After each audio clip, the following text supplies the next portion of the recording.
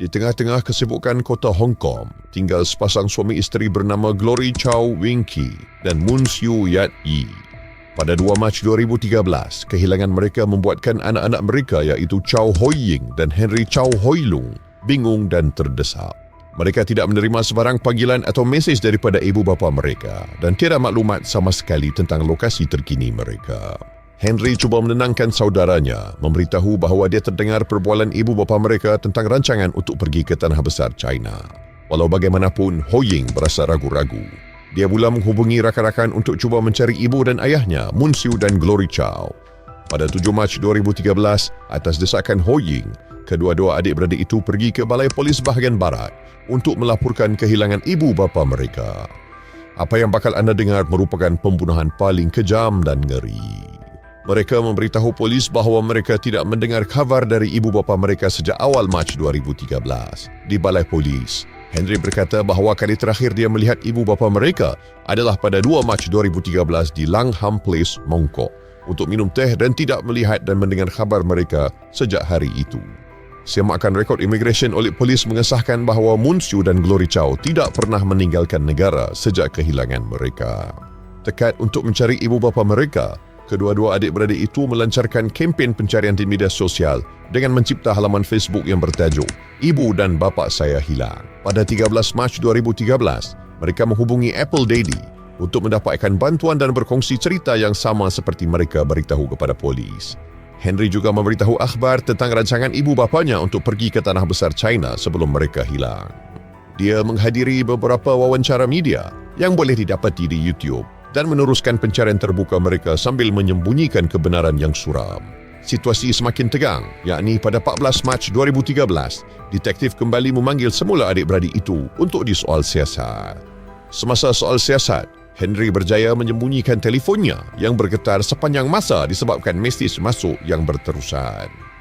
Walaupun dalam situasi yang penuh tekanan, dia sempat mengaku kepada rakan-rakan dalam grup WhatsApp-nya bahawa dia telah membunuh ibu bapanya. Mesejnya mendedahkan bagaimana dia merancang semuanya dengan berhati-hati tanpa rasa empati. Dia juga turut memberitahu kepada rakannya, "Saya kini berada di balai polis, tetapi saya akan menipu polis untuk seketika agar dapat melengahkan masa sebelum mengucapkan selamat tinggal kepada rakan-rakan baik saya. Rakan saya dan saya merancang untuk menjadikan kes orang hilang dan membuang mayat secara berperingkat. Emosi saya berbeza daripada orang biasa." Pada malam berikutnya, Henry bertemu dengan seorang rakan yang dikenalinya dalam grup WhatsApp tersebut untuk makan malam bersama dan secara terbuka menerangkan butiran pembunuhan itu, menjelaskan bahawa pengakuan awalnya bukanlah satu jenaka. Apabila rakannya bertanya tentang rancangan Henry seterusnya, Henry dengan santai memberitahu keinginannya untuk pulang ke rumah, membersihkan diri, tidur dengan nyenyak dan kemudian menyerah diri keesokan harinya. Nasib baik, tidak semua orang dalam grup itu mengabaikan pengakuan yang dibuat oleh Henry. Seorang ahli yang menyedari betapa penting dan seriusnya situasi yang sedang berlaku akhirnya melaporkan mesej Henry kepada polis. Tindakan pantas ini membawa kepada penahanan Henry dan Angus Se Chun Kei pada 15 Mac 2013. Tugasan mencabar menanti pihak penyiasat kerana mereka perlu menyiasat dan merangka semula peristiwa yang membawa kepada pembunuhan tersebut. Kedua-dua suspek disoal siasat dengan intensif, terutamanya Henry. Kecenderungan awalnya untuk mengaku kesalahannya berterusan dan tidak lama kemudian, dia mula menerangkan butiran jenayahnya. Polis perlu memahami sepenuhnya kejadian ngeri yang telah berlaku kepada ibu bapanya. Siasatan lanjut mendedahkan bahawa Henry Chow Hoi Leong dan rakan jenayahnya Angus Se Chun Kei telah melakukan satu pembunuhan paling kejam terhadap ibu bapa Henry sendiri di sebuah apartmen di Tai Kok Sui. Mereka telah ditetak dan dimasak seperti daging. Tanpa rasa takut, anak yang telah membunuh ibu bapanya sendiri itu muncul di media dan mendesak orang ramai untuk mencari ibu bapa yang hilang. Hal ini membuatkan netizen berasa pelik setelah menyedari bahawa mereka yang pada awalnya bersimpati dengan seorang lelaki yang kelihatan bersemangat untuk mencari ibu bapanya yang hilang ternyata telah membunuh mereka sendiri dengan kejam. Jadi, apa sebenarnya yang berlaku dalam keluarga ini? Glory Chow Wing Kei dan Moon Siu Yat Yi tinggal bersama dua orang anak mereka. Mereka mempunyai perniagaan hartanah yang berjaya, membeli sebuah apartmen pada tahun 1980-an dan menjualnya dengan harga 2 kali ganda nilainya 10 tahun kemudian. Mereka meneruskan perniagaan ini dengan membeli dan menjual hartanah seiring dengan peningkatan harga pasaran. Menjelang tahun 2013, mereka telah bersara dengan selesa, hidup dari keuntungan pelaburan mereka dan telah hampir mencapai usia untuk bersara. Ibu bapa Chow komited untuk memberikan pendidikan yang baik kepada anak-anak mereka, mendorong mereka untuk cemerlang dalam bidang akademik maupun bukan akademik. Meskipun sedikit yang diketahui tentang pencapaian pendidikan atau kerjaya anak sulung mereka, anak yang lebih muda iaitu Henry difahamkan menjadi sumber tekanan buat keluarganya selama bertahun-tahun. Henry Chow Hoi Leong dilahirkan pada 7 Jun 1983. Seorang kenalan dari zaman kanak-kanaknya menggambarkan Henry sebagai seorang yang suka memencilkan diri dalam dunianya sendiri, tidak mempunyai ramai rakan dan sering terlibat dalam konflik dengan orang lain. Kegagalan Henry untuk lulus dalam peperiksaan sijil pendidikan Hong Kong yang juga merupakan peperiksaan akademik penting yang setaraf dengan diploma sekolah menengah adalah bukti jelas bahawa Henry menghadapi kesulitan dalam pembelajarannya. Keadaan di rumah bertambah tegang akibat rasa tidak puas hati berpanjangan Henry terhadap ibunya yang telah memaksanya untuk mengikut kelas piano sejak sekolah rendah. Ibu bapa Henry dengan harapan untuk mengembangkan potensi anak mereka telah mendaftarkan Henry untuk mengikuti pengajian dalam bidang sains actuary di Australian National University di Canberra, Australia. Henry mengalami banyak kesulitan dan tekanan dalam hidupnya sejak kecil. Sepanjang tempoh kuliah 3 tahun di Australia, dia menjadi mangsa buli dan serangan fizikal yang menambah lagi kesengsaraannya. Selepas 3 tahun, dia berhenti dari meneruskan pengajian, namun ibu bapanya menyangka bahawa dia telah menamatkan pengajiannya. Kembali ke Hong Kong pada tahun 2003 tanpa ijazah, Henry menghadapi cabaran mencari pekerjaan di usia 20-an. Pada tahun 2011, melalui seorang kenalan, dia mendapat pekerjaan tetapi dipecat selepas beberapa minggu kerana prestasinya yang lemah. Kemudian, dia bekerja sebagai wartawan hartanah untuk sebuah akhbar tetapi berhenti selepas dikenakan denda oleh majikannya. Kehidupan peribadi Henry juga penuh pergolakan. Dia mempunyai beberapa kekasih dari China, tetapi tidak ada yang bertahan lama disebabkan pelbagai alasan. Seperti kebanyakan remaja, dia mencuba nasib dengan menyertai pelaburan saham, namun akhirnya mengalami kerugian yang besar pada tahun 2012. Ibu bapa Henry membantunya dari segi kewangan, tetapi tanpa rasa bersalah, dia malah mencadangkan untuk menjual kediaman mereka dan membahagikan wang yang mereka perolehi kepada setiap ahli keluarga. Henry seorang yang suka menyendiri dan sukar bergaul dengan orang lain, tetapi dia menemui rakan karibnya iaitu Angus Se Chun Ke yang dikenalinya pada tahun 2007 semasa melakukan kerja sampingan. Walaupun Se lebih tua, Henry kelihatan lebih mendominasi dalam persahabatan mereka dan Se memandang tinggi kepada Henry sebagai seorang abang yang sering membelikan makanan serta hadiah untuknya. Hubungan persahabatan mereka dianggap dinamik apabila Henry yang lebih muda menjadi pemimpin, yang mana hal tersebut dilihat sebagai sesuatu luar biasa kerana bertentangan dengan budaya yang biasanya menekankan rasa hormat kepada orang yang lebih tua. Se mempunyai latar belakang yang mencabar di mana dia membesar dalam keluarga kecil dengan hanya ibu dan kakak perempuannya. Hidupnya mula menjadi sukar apabila bapanya meninggalkan mereka sekeluarga ketika Se masih berumur kurang 5 tahun. Ibunya melakukan 2 pekerjaan untuk menyara keluarga dan Se berjuang secara akademik dan menjadi mangsa buli di sekolah, menyebabkan kakaknya sangat bimbang akan keselamatan dan masa depannya. Berbeza dengan kecenderungan Henry, Se adalah seorang yang romantik namun hubungannya sering berakhir dengan kekecewaan. Wanita-wanita yang menipunya sama ada sudah berkahwin atau hanya ingin mengeksploitasi duitnya. Masalah peribadi ini mendorong Se untuk cuba membunuh diri berkali-kali, namun sering diselamatkan oleh kakaknya. Malangnya, percubaan ini mengakibatkan kerosakan kekal pada otak, menjejaskan keupayanya untuk memahami dan mengingat maklumat. Sementara itu, Henry juga mengalami banyak cabaran dalam hidupnya. Menurutnya, ibunya tidak mahu berdepan dengannya kerana kecewa dengan Henry. Pada September 2012, di tengah-tengah krisis kehidupannya, Henry menyatakan kepada Se tentang rancangannya untuk bunuh diri. Dia membayangkan pada waktu itu untuk mengenakan pakaian taksido dengan sebotol arak di tangan, keluar dengan dramatik, lalu melompat terjun dari bangunan. Se berjaya memujuknya untuk tidak berbuat demikian, mendesak dia mencari cara lain untuk melampiaskan kekecewaannya. Menurut Henry, jika dia tidak dapat mengakhiri hidupnya sendiri, mungkin dia harus menyasarkan sumber yang menyebabkan kesengsaraannya, iaitu keluarganya. Setelah sekian lama memendam rasa tidak puas hati dan rasa tersisih, Henry akhirnya mengambil keputusan untuk menjalankan rancangan jahatnya, iaitu membunuh ibu bapanya. Dan lebih mengejutkan, Se bersetuju untuk membantu dia. Tidak diketahui jelas alasan Se yang bersetuju dengan rancangan kejam ini. Henry juga menyebut bahawa selepas pembunuhan itu, dia merancang hendak melakukan jenayah bersiri di China bersama Se yang menyasarkan wanita sehinggalah mereka berdua akhirnya ditangkap atau dibunuh. Pada 1 Mac 2013, Henry membuat rancangan untuk membawa ibu bapanya ke tempat Se di Tai Kok Sui. Dia memberitahu mereka bahawa dia telah menemui apartmen baru dan memerlukan bantuan untuk menyusun tempat itu dengan harapan untuk memperbaiki sedikit hubungan mereka yang renggang. Ibu bapanya bersetuju dan menyangka hanya akan membersihkan dan menyusun tempat baru Henry. Namun, apabila mereka tiba di ruang tamu, keadaan bertukar buruk apabila dengan tiba-tiba Say dan Henry menyerang Munsu dan Glory Chow dari belakang. Say menangkap Munsu, menutup mulutnya, lalu mengelar lehernya. Sementara Henry menyerang bapanya pada masa yang sama.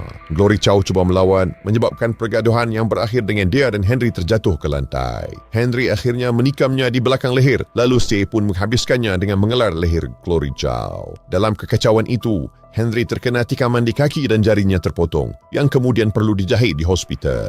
Apabila dia kembali, Say sudah mula mengerat tubuh mayat, melumurkan bahagian-bahagian tersebut dengan garam dan menyimpannya dalam bekas kedap udara. Say kemudian mendapat idea mengerikan untuk memasak daging mayat seperti daging babi panggang. Henry mendakwa bahawa Say pada awalnya cuba menyembunyikan mayat dengan cara menutupnya menggunakan simen dan pasir agar kelihatan seperti batu bata. Namun, mereka akhirnya memilih cara yang lebih mudah, iaitu dengan memasak mayat dan menjadikannya seperti daging babi panggang. Beberapa bahagian mayat juga ditutup dengan pasir dan dibuang ke dalam laut. Mereka memotong bahagian tubuh itu menjadi cebisan kecil, memasaknya dalam ketuhar dicampur dengan sos barbecue dan meletakkannya di atas nasi dalam kotak styrofoam untuk disimpan dalam peti suju. Mereka membuang tulang dan organ yang tinggal, ditutupi dengan pasir sebelum dicampakkan ke dalam jeti di Teluk Langcheng. Masih menjadi persoalan sama ada mereka benar-benar memakan barbecue daging itu, tetapi hanya memikirkan tentangnya sudah cukup untuk menakutkan orang ramai. 4 hari selepas kejadian, Henry kembali ke lokasi jenayah di Tai Kok Sui, di mana Say telah pun memotong, menggaram, menyimpan daging ke dalam peti sejuk dan menghilangkan kelembapan semua bahagian badan. Henry menggambarkan peranannya sebagai hanya membunuh, sementara Say yang memotong mayat-mayat tersebut. Tidak hanya ingin bergantung pada kata-kata Henry dan Say, pihak polis merasakan mereka perlu melihat tempat kejadian jenayah itu sendiri. Apabila mereka memasuki flat tersebut, mereka disambut dengan karpet yang berlumuran darah dan bau yang busuk. Di dalam bilik tidur kedua, mereka menemui pelbagai bukti menakutkan seperti papan pemotong, beg mayat, ratusan kotak styrofoam dan sebuah baldi dengan gergaji dan pisau. Mereka juga menemui 3 beg plastik sampah yang berisi anggota badan manusia dan sisa-sisa lain yang mengerikan. Jelas menunjukkan betapa kejamnya jenayah itu. Di kawasan stor penyimpanan yang sempit di sebelah dapur, terdapat 2 peti sejuk dengan ketuhar yang diletakkan di atas setiap satunya. Apabila polis membuka peti sejuk pertama, mereka menemui sesuatu yang mengejutkan. Kepala Glory Chow ditemui dalam ruang sejuk beku dan kepala Munsiu di dalam peti sejuk yang lain. Di dalam peti sejuk terdapat kotak makan tengah hari yang tersusun rapi, dipenuhi dengan daging manusia yang dimasak dengan sos barbecue dan diletakkan bersama nasi. Kehilangan beberapa bahagian tubuh juga dipercayai telah dimasak dan dimakan. Penemuan yang mengerikan itu sangat mengejutkan sehingga beberapa pegawai melaporkan bahawa mereka tidak mahu memakan daging untuk waktu yang lama selepas itu. Butiran jenayah kejam itu sangat mengerikan maupun ketika perbicaraan di mahkamah. Perbicaraan pertama bermula pada 4 Ogos 2014 dengan kedua-dua defendant Henry dan Say menghadirkan diri ke mahkamah. Sifat grafik kes ini terbukti terlalu berat untuk juri. Seorang juri mengundurkan diri kerana tekanan psikologi yang dialami disebabkan oleh ngerinya jenayah ini. Dan seorang lagi segera mengikut jejak langkahnya. Ini menyebabkan jumlah juri yang masih tinggal terlalu sedikit, iaitu daripada 7 orang kepada 5 orang, menyebabkan kesukaran untuk meneruskan perbicaraan. Akibatnya, pada 13 Ogos 2014, Hakim Tinggi Michael Stuart Moore mengisytiharkan bahawa perbicaraan perlu dimulakan semula dengan juri yang baru yang terdiri daripada 9 orang. Perbicaraan disambung semula pada Februari 2015 dengan perhatian media tertumpu kepada Henry, iaitu anak kepada mangsa. Peguam bela beliau membuat rayuan untuk pengurangan hukuman dengan menggunakan masalah gangguan psikologi sebagai alasan. Psikiatri Cheung Ka-fai mendedahkan kemungkinan bahawa Henry mengalami gangguan bipolar, gangguan obsesif-kompulsif dan pelbagai gangguan personaliti yang lain. Dia dilaporkan memegang kepercayaan bahawa dia akan dapat menyelamatkan diri dari kiamat yang akan datang sekiranya melakukan pembunuhan sebelum dia mencapai usia 30 tahun. Cheung mencatat bahawa Henry memilih ibu bapanya sebagai sasaran bukan hanya kerana kurangnya hubungan secara emosi terhadap mereka, tetapi juga kerana mereka sasaran yang mudah. Sepanjang perbicaraan, Henry terus menyalahkan ibu bapanya atas kegagalan yang dialami hidupnya, mendakwa gangguan seperti bunyi bising disebabkan oleh tabiat bapanya yang semasa menonton TV dan desakan ibunya untuk mengikuti kelas piano, memberi kesan negatif kepada fokus dan interaksinya dengan orang lain. Dia bahkan mendakwa bahawa tindakan ibunya membuatnya tidak selesa di hadapan seorang gadis yang disukainya. Menurut Henry, dia berasa lega apabila melihat katil ibu bapanya yang kosong. Sebaliknya, Si menafikan sebarang pelibatan dalam jenayah tersebut, tetapi mengakui bahawa dia membantu rakan jenayahnya membersihkan tempat jenayah. Si mendakwa bahawa dia hanya membantu Henry kerana Henry mengugut untuk membunuh ibunya jika dia tidak mengikut arahannya. Ini memberikan peluang kepada pihak peguam bela Henry untuk membuat kenyataan balas dengan menggunakan fakta bahawa Henry sebenarnya mengalami masalah mental sejak awal. Konsultan di Pusat Psikiatri, Siu Lam Lui Sing Hu, menjalankan ujian IQ untuk Say dan Henry. Berdasarkan keputusan, IQ Henry adalah 126, manakala IQ C hanya 84. Lui berpendapat bahawa Henry yang mempunyai IQ lebih tinggi daripada C mungkin telah memanipulasi dan menjadikan C sebagai kambing hitam untuk pembunuhan itu. Michael Stockmore, hakim tinggi, mengumumkan keputusan pada 20 Mac 2015. Henry didapati bersalah atas pembunuhan berganda dan dijatuhi hukuman penjara seumur hidup. Hakim Michael Stockmore menggambarkan Henry sebagai seorang yang sangat berbahaya dan juga pintar memanipulasi keadaan dan sanggup berbohong kepada sesiapa pun dan menyalahkan semua orang dalam hidupnya kecuali dirinya sendiri. Sebaliknya, Angus Se Chun Ke didapati tidak bersalah atas pembunuhan tersebut. Sebagai ganti, Se menerima hukuman setahun kerana melambatkan proses pengumumian secara sah untuk si mati. Dia dibebaskan awal selepas menjalani hukuman penjara selama 2 tahun. Dia melakukan beberapa temu bual dan mendakwa bahawa dia tidak membunuh pasangan tua itu kerana ibunya selalu menasihatinya untuk tidak menyakiti orang lain. Kes Henry Chow adalah satu cerita yang mengejutkan dan tragis yang meninggalkan kesan mendalam kepada masyarakat Hong Kong dan sekitarnya. Apa pendapat anda tentang kes ini? Adakah kedua-dua suspek atau hanya Henry seharusnya mengaku bersalah? Komen di bawah dan kongsikan pandangan anda. Jangan lepaskan peluang untuk menjelami lebih banyak kes-kes yang menggemparkan. Setiap kisah membongkarkan misteri yang akan membuatkan anda terpegun. Jaga diri dan keluarga anda.